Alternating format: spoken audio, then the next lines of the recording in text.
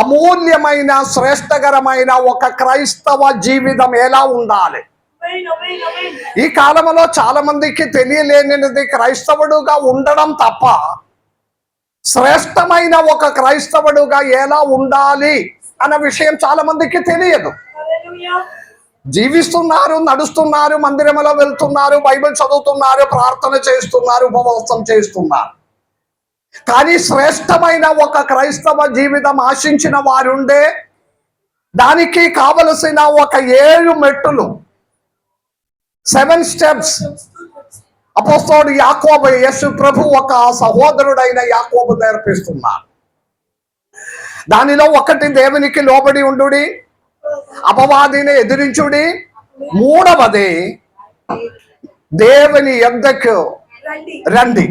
హల్లెలూయా. నా యొద్దకు రండి, నేను మీ యొద్దకు వచ్చును. దేవునికి స్తోత్రం. ఈ రాత్రికాల సమయంలో దేవుని యొద్దకు నిజంగా రావాలని ఆశపడిన వారు ఎంతమంది ఉన్నారు? హల్లెలూయా. అందరు వినలేదని అనుకున్నారు. ఈ రాత్రి నిజంగా దేవా మీ దగ్గరికి రావాలని నేను ఆశపడుతున్నారని నమ్మిన వారు ఎంతమంది ఉన్నారు? దేవునికి స్తోత్రం. ఆశించిన వారు ఎంతమంది ఉన్నారు? కోరిన వారు ఎంతమంది ఉన్నారు? హల్లెలూయా. దేవుడు మాట్లాడినదంటే నా యొద్దకు రండి, నేను మీ యొద్దకు వచ్చును. Praise the lord. బైబిల్లో అంతయు కండిషనల్ గా ఉంది. ఆమేన్. కండిషనల్ గా ఉంది బైబిల్లో ఉన్న ప్రతి కార్యము. ఇక్కడే మాట్లాడినది కూడా ఒక నిమిషం మన గమనించండి. అపవాదిని ఎదిరించుకొనుడి, అప్పుడు ఆయన మన యొద్ద నుండి పారిపోవును. ఇది కూడా కండిషనల్ గా ఉంది. మనము అపవాదిని ఎదిరించుకోవాలి.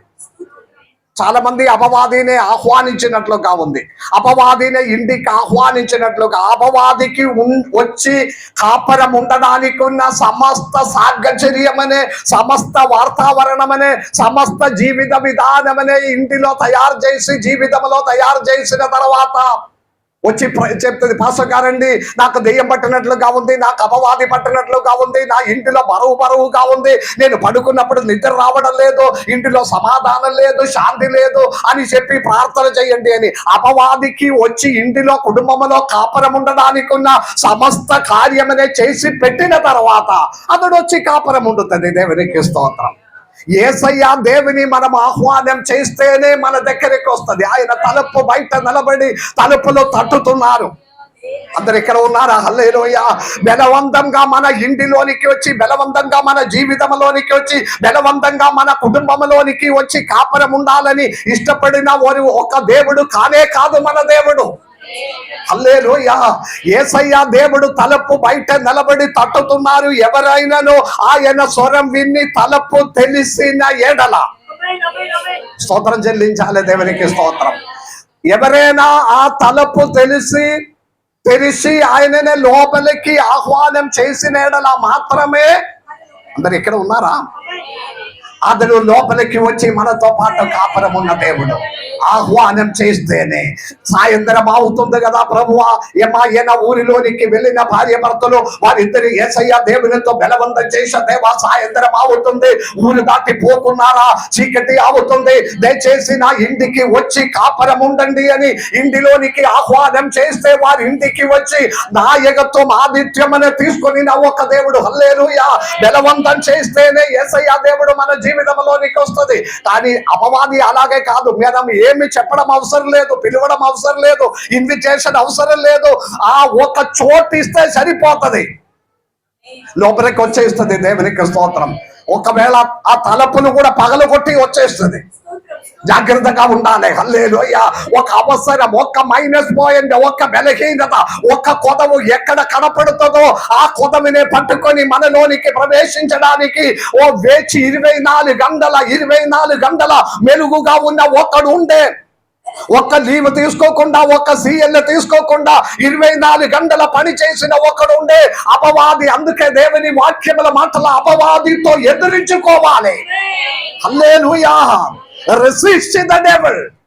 అపవాదిని ఎదిరించుకుంటే అతడు మమ్మల్ని విడిచి పారిపోతుంది. దేవునికి స్తోత్రం. హల్లెలూయా, హల్లెలూయా. కాబట్టి మూడవ అంశంలో ఏదంటే దేవునికి దగ్గరికి రావాలి.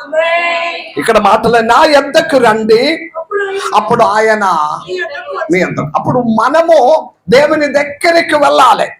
Praise the lord. ఇక్కడ మనకు కండిషనల్ గా ఉంది. మనము దేవుని దగ్గరికి వస్తేనే, ఎవరేం చెప్పట్లేదు హల్లెలూయా, అప్పుడు ఆయన మన దగ్గరికి వస్తుంది. హల్లెలూయా. నాకు ఇష్టం. బైబిల్ మొత్తం కండిషనల్ గా ఉంది. ప్రయాసపడి భారము మోసుకున్న సమస్త జనులారా, అన్ని పాసంగా చెప్పుకొని ఉండండి. ప్రయాసపడి భారము మోసుకున్న సమస్త జనులారా నా యొద్దకు రండి, నేను మీకు విశ్రాంతి. నా యొద్దకు రండి. రావడానికి ఇష్టం లేదు. వీలుండే వస్తాం, సమయం ఉండే నేను వస్తాం. నాకు పని అంతా ముగించి కార్యమంతా కంప్లీట్ చేసి నేను ఖాళీగానే ఉండే నేను వస్తామని కాదు. నా యొద్దకు రండి కండిషన్. వస్తే మీకు విశ్రాంతి. దేవునికి స్తోత్రం. చేతులెత్తి స్తోత్రం చెల్లించాలి. ఒక నెమ్మది, ఒక విశ్రాంతి, ఒక నిశ్శబ్దత, ఒక నెమ్మది జీవితంలో కావాలంటే ఆయన దగ్గరికి రావాలి. ఆయన దగ్గరికి రావడానికి ఇష్టం లేదు, ఆయన దగ్గరికి ఉండడానికి ఇష్టం లేక దేవా మాకు బాగలేదు, మాకు సమస్యలు బాధలని చెప్తే లాభం లేదు. కండిషన్ వస్తే విడుదల ఉంది. దేవునికి స్తోత్రం. వస్తే ఆయన నెమ్మది పరిచిన దేవుడు. కాబట్టి కండిషనల్ గా మాట్లాడినప్పుడు ఆయన దగ్గరికి రావాలి. అందుకే నేను ప్రారంభంలో అడిగిన ఒక ప్రశ్న, ఎంతమంది కోరుకున్నారు దేవుని దగ్గరికి రావడానికి? నిజంగా కోరుకున్న వారు దేవుని మహిమపరచాలి. దేవునికి స్తోత్రం. హల్లెలూయా. ఈ రోజు దేవుడు మనతో మాట్లాడినది, మీరు వచ్చిన ఎడల, ఆయన దగ్గరికి రావడానికి ఇష్టపడిన ఎడల మన దగ్గరికి ఆయన వచ్చిన దేవుడు. హల్లెలూయా. పాతకాల బైబిల్లో మనము చూసుకుంటే, ఆది కాండం నుండి మనము నేర్చుకుంటే మలాకి గ్రంథం వరకున్న వేద భాగములో దేవుడు జనముతో దగ్గరికి నడిచాడు. ఈ ఆది కాండం 3వ అధ్యాయములో మనము చూసుకుంటే 8వ వచనములో, అంటే సాయంకాలము చల్లగా ఉన్న సమయములో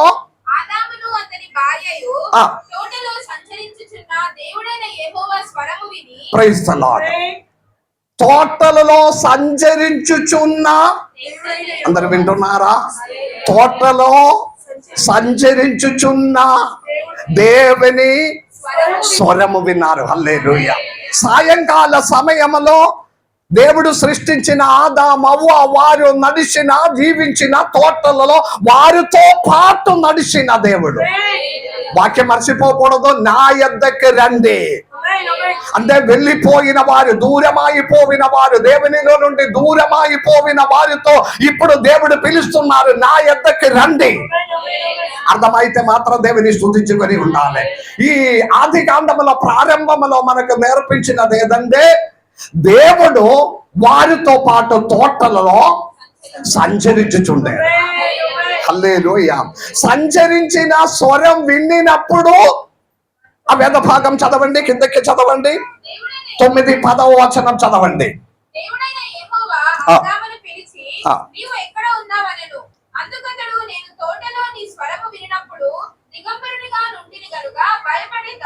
ప్రైజ్ ది లార్డ్.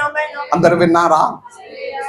ఏదెన్ తోటలలో దేవుడు నడుచుచున్న స్వరము వినినప్పుడు, హల్లెలూయా, అందరు ఇక్కడ లేదు, హల్లెలూయా, దేవుడు తోటలలో ఆదాము అవ్వ వారు నడిచిన వారితో పాటు నడిచిన దేవుడు. మనకు నష్టమాయ దానిని గురించి నేను మాట్లాడాలని ఇష్టపడుతున్నాను. ఇప్పుడు దగ్గరికి రండి అని పిలుస్తున్నారు. ఒకప్పుడు వారితో పాటు నడిచిన దేవుడు, వారు నడిచిన వారితో పాటు నడిచిన ఆ దేవుడు ఇప్పుడు మాట్లాడుతున్నారు. దూరమైపోయిన దేవుని బిడలారా, నా యొద్దకు రండి, నేను మీ దగ్గరికి వస్తామని. అర్థమైన వారు మాత్రం దేవుని స్తుతించుకొని ఉండాలి. తోటలలో నడిచిన స్వరం వినినప్పుడు ఆదాం చెప్పిన మాట, నేను వస్త్రహీనుడుగా ఉన్నందువలన మీ స్వరం విని భయపడి దాగుకున్నాడు. దేవునికి స్తోత్రం. ఒక మాట నేను అడుగుదా, ఆదాము పాపం చేసినప్పుడు ఆయన భయపడలేదు. హల్లెలూయా. అపవాది మాటకి లోబడినప్పుడు ఆదాము భయపడలేదు. ఆయన వస్త్రహీనుడుగా మారిపోయినప్పుడు ఆదాం భయపడలేదు. ఇప్పుడు భయపడినది ఎప్పుడంటే దేవా మీ స్వరం వినినప్పుడు. చేతులెత్తి మహిమపరచాలి. దేవుని స్వరం వినినప్పుడు నేను భయపడుతున్నానని. అర్థమైన వారు దేవుని స్తుతించాలి. పాపం చేసినప్పుడు భయం రాలేదు, దిగంబరుడుగా ఉన్నప్పుడు భయం రాలేదు, ఆయన తేజస్సు నష్టమైనప్పుడు ఆ భయం రాలేదు, దేవుని ఆజ్ఞకి విరోధంగా మారినప్పుడు అతనికి భయం రాలేదు. కానీ దేవుడు మనిషిన స్వరం వినినప్పుడు అతనికి భయం వచ్చింది. దేవునికి స్తోత్రం. ఈ కాలంలో ఎందుకు దేవుడు దూరం అయిపోయిందంటే పాపం చేసినప్పుడు నరులకి భయం లేదు. ఇప్పుడు ఎవరి స్తోత్రం చెల్లించడం లేదు. పాపం చేసినప్పుడు పాపం అనే భయం లేదు. దేవుని మాటకి ఎదురుగా పోయినప్పుడు భయం లేదు. వారు నగ్నుడుగా మారినప్పుడు వారికి భయం లేదు. దేవుని ఆజ్ఞకి విరోధంగా నడిచినప్పుడు భయం లేదు. అందుకే కదా లోకములో ఎంత మాత్రం భయంకరంగా నడుస్తున్నారు. నిన్నటి దినములో నేను చెప్పిన కేరళ ప్రాంతంలో నుండి ఒక న్యూస్ వచ్చినది.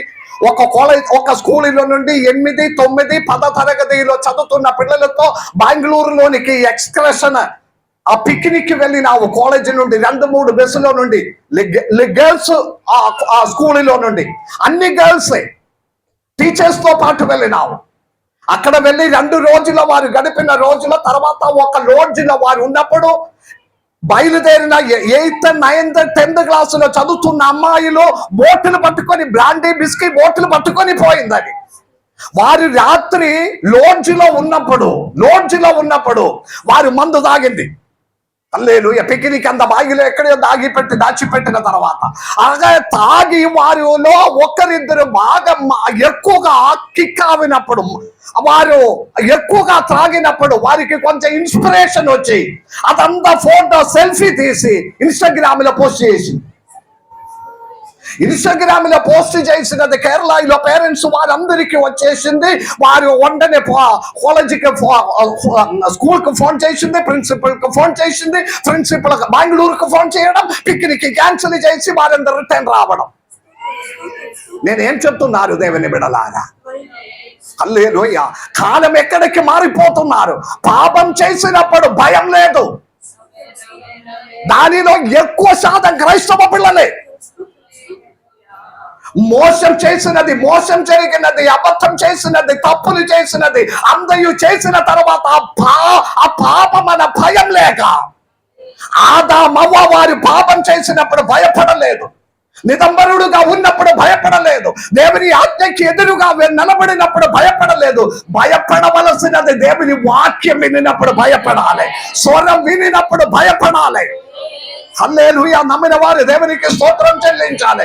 ఎంతకాలం నుండి దేవుని వాక్యం వింటున్నారు, ఎంతకాలం మనము నడుస్తున్నారు, ఎంతకాలం క్రైస్తవుడుగా ఉన్నారు. పాపమును గురించిన భయం ఉండాలి. Praise the lord. దేవుడు నడిచాడు వారితో పాటు, ఆదాముతో పాటు నడిచినప్పుడు వారికి భయం వచ్చింది, దాగికొని ఉన్నాడు. నేను ముందుకు వెళ్తాను దేవుని బిడలారా.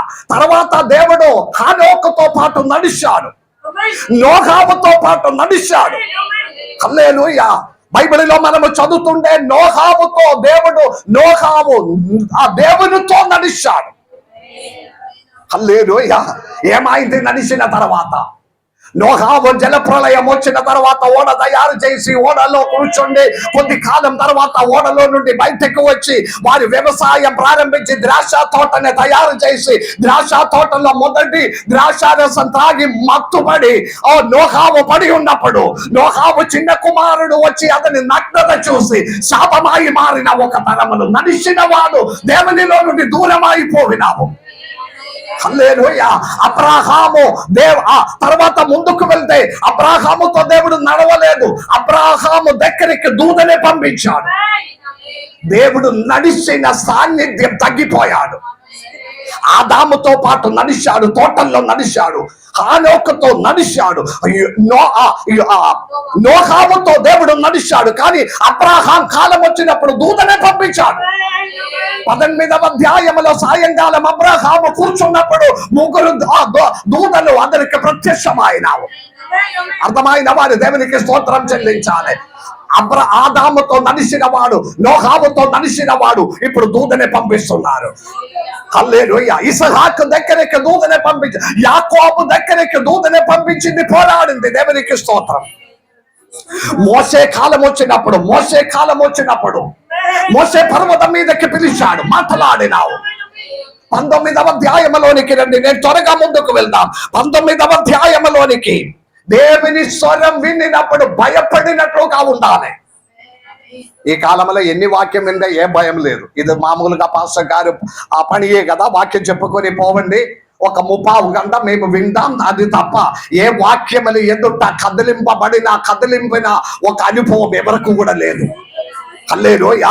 పోయిన 10-15 రోజులు వాక్యం విన్నాము. దేవా, నా జీవితంలో ఒక మార్పు కావాలి, నా జీవితంలో ఒక చేంజ్ రావాలి, నా జీవితంలో ఒక కదలింపు ఉండాలి, నా కుటుంబంలో ఒక మార్పు రావాలని ఆశపడిన వారు ఎంతమంది ఉన్నారు? దేవునికి స్తోత్రం. దేవుని స్వరం వింటే కూడా ఈ కాలంలో మార్పు లేదు. దేవునికి స్తోత్రం. అందుకే దేవుడు తన సాన్నిధ్యము జన మధ్యలో నుండి దూరం అయిపోతున్నారు. వాక్యం మర్చిపోకూడదు. నా యొద్దకు రండి. దూరమైపోయిన వారినే దేవుడు ఇప్పుడు యాకోబు అపోస్తలుల ద్వారా పిలుస్తున్నారు. నా యొద్దకు రండి, నేను మీ దగ్గరికి వస్తాను. పాతకాలంలో మన పర్మిషన్ లేకుండా, మన అనువాదం లేకుండా, పర్మిషన్ లేకుండా పైనుండి దిగి వచ్చి మన అవసరమని తీర్చిన గొప్ప దేవుడు ఇప్పుడు మనతో మాట్లాడినది, నా యొద్దకు వస్తేనే నేను మీ దగ్గరికి వస్తాను. హల్లెలూయా. మీరు పారిపోయిన స్థలములో, దూరమైపోయిన దేశములో, మీరు దూరమైపోయిన స్థితిలో నుండి తిరిగి నా యొద్దకు రండి. Praise the lord. 95వ కీర్తన మనము చదువుకుంటే 8వ వచనములో, 95వ కీర్తనం 8వ వచనములో, మీరు అరణ్యమందు మెరీబా యొద్ద కఠినపరచుకొనినట్లు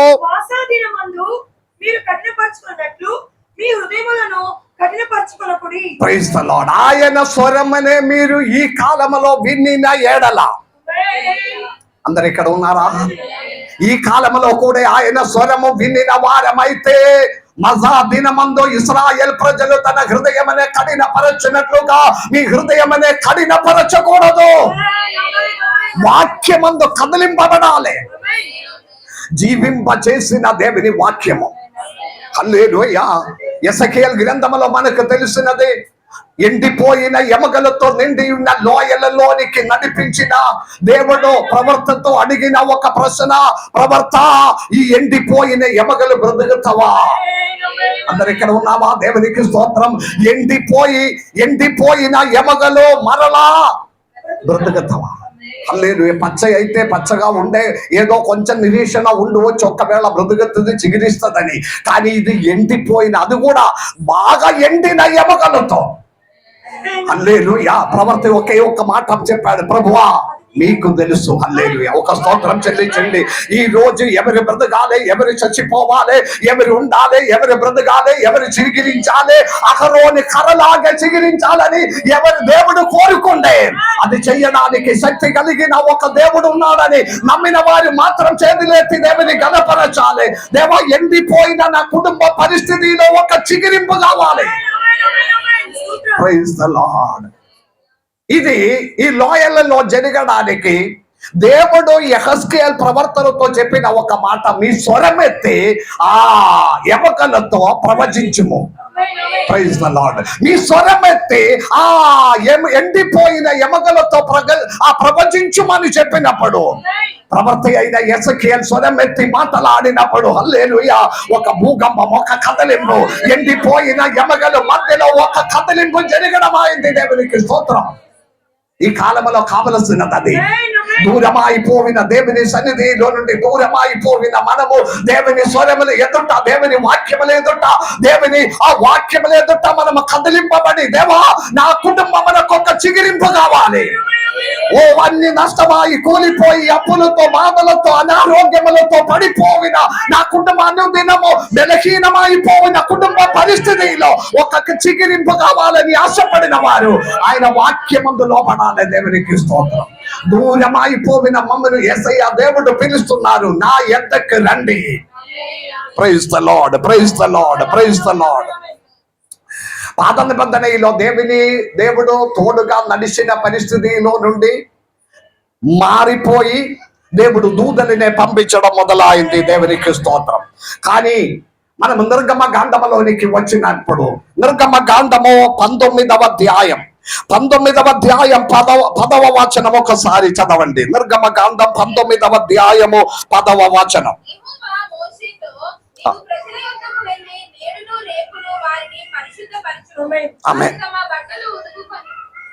చదవండి. Praise the lord. 19వ అధ్యాయములో అందరు ఇక్కడ ఉన్నారా? హల్లెలూయా. చెప్పి వచ్చినది మర్చిపోకూడదు. ఆదాముతో దేవుడు తోడుగా నడిచాను తోటల్లో, హానోకుతో దేవుడు నడిచాడు, నోహాబుతో దేవుడు నడిచాడు. ముందుకు వెళ్ళినప్పుడు అబ్రహాము దగ్గర దూతని పంపించాడు, మోషేతో మా ఇసహాకు దగ్గర దూతనే పంపించాడు, యాకోబుతో దేవుడు మాట్లాడి దూతనే పంపించాడు. హల్లెలూయా. కానీ మోషే కాలం వచ్చినప్పుడు 19వ అధ్యాయములో, ప్రైజ్ ది లార్డ్, 19వ అధ్యాయములో దేవుడు మాట్లాడినది ప్రజలు, నేను సీనాయి కొండ మీద దిగి వచ్చిన సమయంలో ఏ ప్రజలు కూడా, ఏ జనం కూడా కొండ దగ్గరికి రాకూడదు. అర్థమైన వారి దేవుని స్తుతించాలి.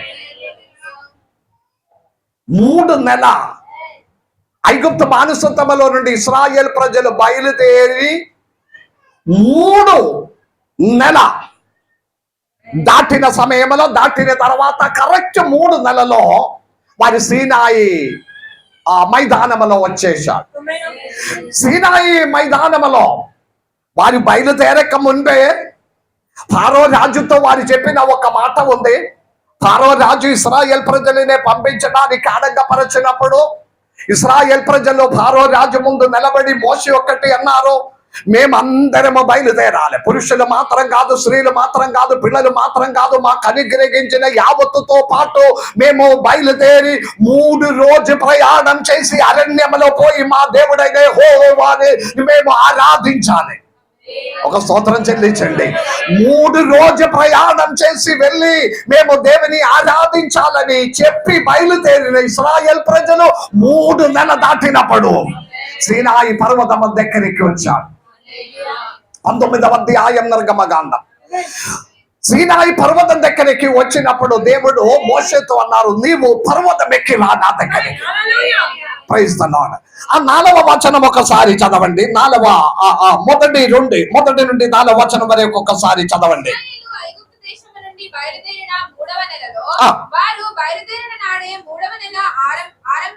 ఆరంభ దినమందు వచ్చిరి.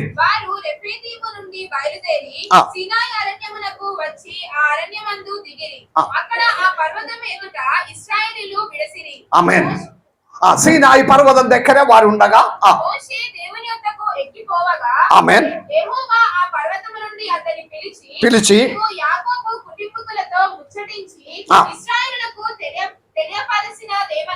నీవు దిగిపోయి కిందకి వెళ్ళి ఇశ్రాయేల్ ప్రజలతో చెప్పవలసినది ఏంటిదంటే,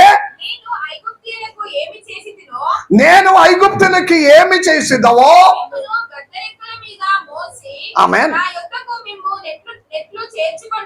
నేను మిమ్మును ఎలాగే ఇక్కడ వరకు తీసుకొని వచ్చి ఉన్నాడని విషయము మీరు చూచితిరి. హల్లెలూయా. ఒక నిమిషం అందరు ఇక్కడ ఉన్నారా? ఏ స్థితిలో నుండి ఇప్పుడు ఈ స్థితి వరకు మమ్మల్ని ఎలాగే మన దేవుడు తీసుకువచ్చాడని మనము ఒక్కసారి గుర్తించుకోవాలి. చాలా మంది మనము తీసుకువచ్చిన విధానమనే, తీసుకువచ్చిన మార్గమనే, నడిపించిన విధానమనే క్షణం నేరములో మర్చిపోయిన వారము. దేవునికి స్తోత్రం. ఈ రోజు దేవుడు గుర్తు చేసినది, ఓ ఫారో చేతిలో నుండి మిమ్మల్ని విడిపించిన విధానమనే జ్ఞాపకం చేసుకో. ఇప్పుడు దేవుడు ఒక నిబంధన చేయబోతున్నారు. అందరు ఇక్కడ ఉన్నారా? దేవునికి స్తోత్రం చెల్లించుకొని ఉండండి. దేవుడు ఒక నిబంధన చేయబోతున్నారు. దేవుడు మాట్లాడిన 3వ నెల మొదటి దినములో వారు సీనాయి పర్వతమందు వచ్చినప్పుడు దేవుడు మాట్లాడినది ఒకటే, మీరు ఏ స్థితిలో నుండి, ఎవరికి ఏమీ అనిపించడం లేదు, మేము ఏ స్థితిలో ఉంటే ఏమవుతుందని.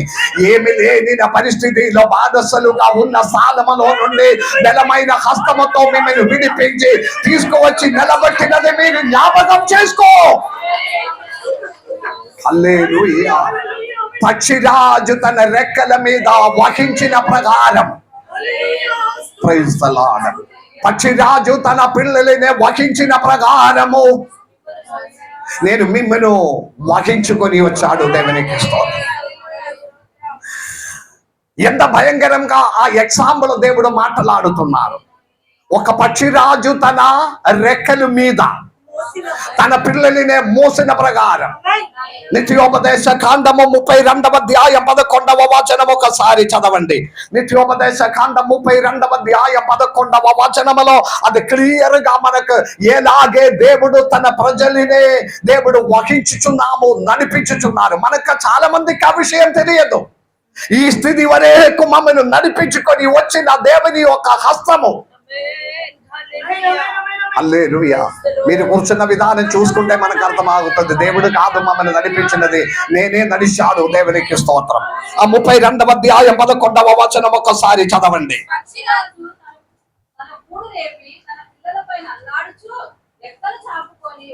పక్షిరాజు పూడినే పాడు చేసి తన పిల్లల పైన అల్లాడుచు రెక్కలు చాపుకొని రెక్కల మీద వారినే మోసిన ప్రకారం. హల్లెలూయా, హల్లెలూయా. ఒక్క నిమిషం. ఈ పక్షిరాజు చాలా ఎత్తైన చెట్టు మీద దానికి ఎంత ఎత్తులో తన గూడు పెట్టాలంటే గూడు పెడుతుంది. అంటే ఎవరు కూడా ఏది కూడా వారిని డిస్టర్బ్ చేయకుండా అంత ఎత్తైన స్థలములో గూడు పెట్టి పిల్లలు పుట్టిన తర్వాత ఈ పిల్లలు, పక్షిరాజు పిల్లలకు ఒక స్వభావం ఉంది. తిని బరువాయి కూర్చున్నారు. ఏ పని చెయ్యకుండా, ఏది చెయ్యకుండా తల్లిదండ్రులు తీసుకువచ్చి పోషించాలి. కొందరు మనుషులు కూడా అలాగే ఉంది. సొంతంగా ఏ పని చేయది బ్రతకాలంటే కూడా బ్రతకకుండా అన్ని డాడీ మమ్మీ దగ్గర నుండి. హల్లెలూయా. విదేశ రాజ్యంలో అట్లా పర్మిషన్ లేదు. వారికి ఒక 15 వయసు వరకు మాత్రమే తల్లిదండ్రులు పోషిస్తుంది, తర్వాత నెట్టి పడేస్తుంది బయటకి. హల్లెలూయా. నా భాషలో చెప్తున్నారు, మీరు పోవాలి, సంపాదించాలి, బ్రతకాలి. పక్షిరాజు కూడా అలాగే తన గూడిలో తిని తీసుకువచ్చినది బాగా బరువు అయి అట్లానే కూర్చున్నారు. ఎట్టు పరిస్థితిలో సొంతంగా పోయి సంపాదించి తినాలని అనిపించడం లేదు.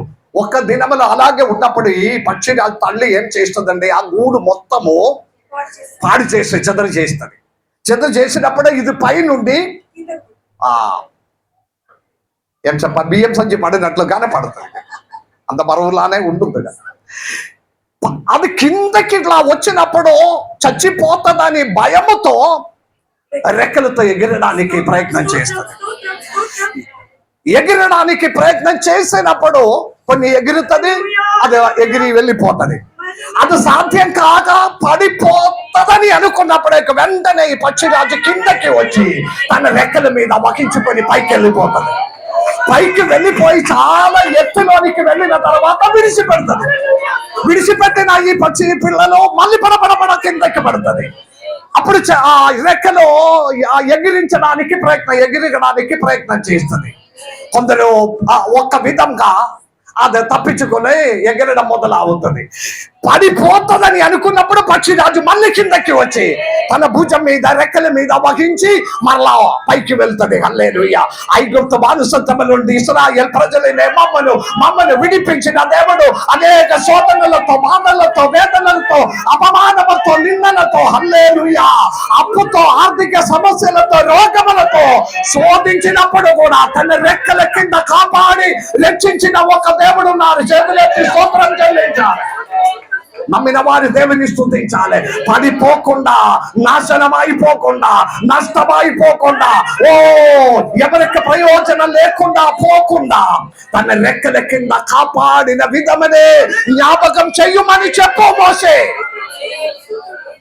3 నెలల తర్వాత సీనాయి మైదానములో వచ్చినప్పుడు మోషే వచ్చి వారితో చెప్పిన వాక్య పరిచర్య, మిమ్మల్ని రెక్కల మీద మిమ్మల్ని నడిపించిన విధానమనే జ్ఞాపకం చేసుకోండి.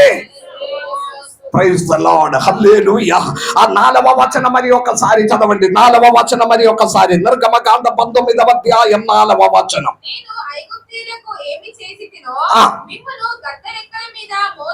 ఆమేన్. రెక్కల మీద ఎంతమంది నమ్ముతున్నారు దేవుని బిడ్డలారా? అనేక సమస్యలోనికి పడినప్పుడు, అనేక బాధల్లోనికి పడినప్పుడు, అనేక ప్రాబ్లంలోనికి పడినప్పుడు, ఆర్థిక సమస్యలోనికి, అనారోగ్యంలోనికి పడినప్పుడు దేవుని బిడ్డలారా, దేవుడు మీతో మాట్లాడుతున్నారు. రెక్కల మీద కాపాడిన ఒక గొప్ప దేవుడు. హల్లెలూయా. ఆ దేవుడు ఇప్పుడు మాట్లాడుతున్న విషయంలోనికి రాలేదు. ప్రజలతో దూరముండమని చెప్పు. మోసే నీవు పర్వతం ఎక్కిరా. Praise the lord. 10వ వచనం 13వ వచనం చదవండి. 13వ వచనం. ఆమె నీవు పర్వతం ఎక్కిరా. Praise the lord. ఎవరు కూడా పర్వతమనే ముట్టకూడదు. ఆమేన్. హల్లెలూయా. అర్థమైన వారి దేవుని స్తుతించాలి. ఏదెన్ తోటల్లో తన బిడలతో నడిచిన దేవుడు, హానోకుతో నడిచిన దేవుడు, ఆ నోహాబుతో నడిచిన దేవుడు, అబ్రహాము దగ్గర దూతలని పంపించి మాట్లాడిన దేవుడు, ఓ యాకోబుతో పోరాడిన దేవుడి ఒక దూత ఇప్పుడు మాట్లాడుతున్నారు. ఈ ప్రజలు ఎవరు కూడా పర్వతమనే ముట్టకూడదు. హల్లెలూయా. రేపటి దినములో 2 రోజు వారిని శుద్ధి చేయాలి, పవిత్రపరచాలి. దేవుని పర్వతం దగ్గరికి రావాలంటే ఒక పవిత్రత అవసరం ఉంది. స్తోత్రం చెల్లించండి. పరిశుద్ధ బైబిల్ అని చెప్పినప్పుడు దానిలో ఒక పరిశుద్ధత ఉంది. నేను పరిశుద్ధుడుగా ఉన్నట్లుగా మీరును పరిశుద్ధుడుగా ఉండాలి. దేవునికి స్తోత్రం. దేవుడు తన బిడలలో నుండి కోరినది ఒక పవిత్రత, హోలీనెస్. ఈ కాలంలో లేనినది కూడా అదే. హల్లెలూయా. కళ్ళు దాగి, బీడి దాగి, అంబరు తిని, అన్ని విధమైన పోరాటముల బూతులు మాట్లాడి క్రైస్తవ జీవితం అనే కమమానంగా అనేక మంది ఇప్పుడు జీవించిన ఒక కాలంలో మనం ఉంటున్నాము. దేవునికి స్తోత్రం. దేవుడు కోరినది నిజాయత్వం ఉండాలి. దేవునికి స్తోత్రం. జీవితంలో ఒక నిజాయత్వం ఉండాలి. 2 రోజుల వారిని పవిత్రపరచండి. 3వ రోజు నేను పర్వతం మీదకి ఎక్కుదా, పర్వతములో ఎక్కుదా. అయిపోవలేదు. ఎవరు కూడా పర్వతం అనే ముట్టకూడదు. పర్వతం దగ్గరికి రాకూడదు. సరిహద్దులను తయారు చేయి. మళ్ళీ దేవుడు మోసేని పర్వతం మీదకి పిలిచాడు. మీరు దిగిపోయి ఆ సరిహద్దులు కరెక్ట్ ఉన్నా లేదా అని చూసుకో. అందరు ఇక్కడ ఉన్నారా? హల్లెలూయా. హల్లెలూయా. పర్వతం దగ్గరికి రాకూడదు. కింద ఉన్న ఒక వాక్యం ఉంది. అది మనుష్యునైనా, స్త్రీ అయినా, పురుషులైనా, మృగమైనా, పక్షి అయినా పర్వతమనే ముట్టిన ఎడల. ఏ పర్వతం? ఏ పర్వతము? సీనాయి పర్వతం కాదు, కాదు, కాదు. దేవుడు దిగి వచ్చిన పర్వతం. దేవునికి స్తోత్రం. ఆయన సన్నిధి దిగి వచ్చిన పర్వతం దగ్గరికి రాకూడదు. విషయం మర్చిపోకూడదు. ఇప్పుడు యాకోబు అపోస్తలుడు చెప్పిన ఒక మాట ఆ మర్మములోనికి నేను రాలేదు. నా యొద్దకి రండి. ప్రతి ఒక్కరితో దేవుడు ఆజ్ఞాపన చేస్తున్నారు, ఆహ్వానం చేస్తున్నారు. ఇప్పుడు నా యొద్దకి రండి. ఒకప్పుడు రాకూడదని చెప్పిన దేవుడు, రోషం కలిగిన దేవుడు. అర్థమైతే దేవుని స్తుతించాలి. పర్వతమనే ముట్టకూడదు, దగ్గరికి రాకూడదు. వచ్చిన వారిని రాళ్ళతో కొట్టి చంపేయాలి. మరణ శిక్ష. ఆ వాక్యం అంతా చదివి వినిపించడానికి మనకు సమయం లేదు. దేవుని బిడ్డలారా, నేను ముగించుకుందాం. ముట్టిన ఎడల రాళ్ళతో కొట్టి చంపేయాలి.